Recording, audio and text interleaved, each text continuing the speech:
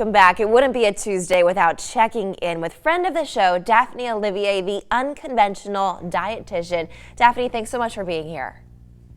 Of course. Thanks for having me, Taylor. Of course. So today we're talking about nutrient deficiencies.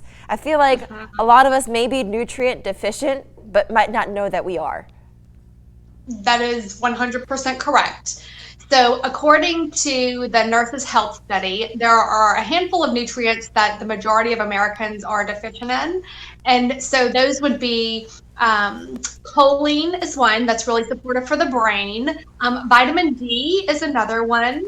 Potassium, 100% of Americans in this study were deficient in potassium. And then magnesium, which we talked a little bit about last week.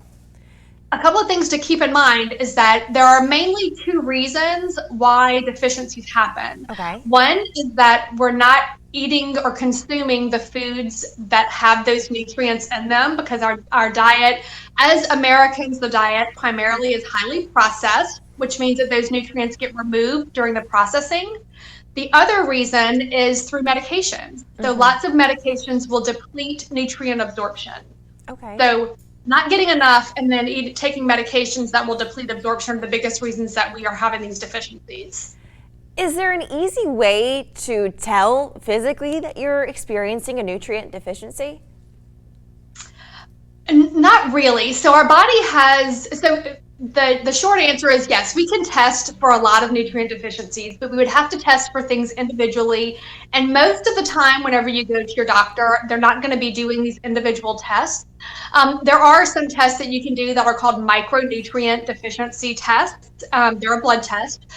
Generally, what happens is our body can compensate very, very easily. So if you're deficient in something, you don't always get an overt sign or symptom. What you get is a decrease in your bodily functions. So you might have a depressed thyroid function, or the long-term decrease in things like potassium can lead to things like hypertension or osteoporosis.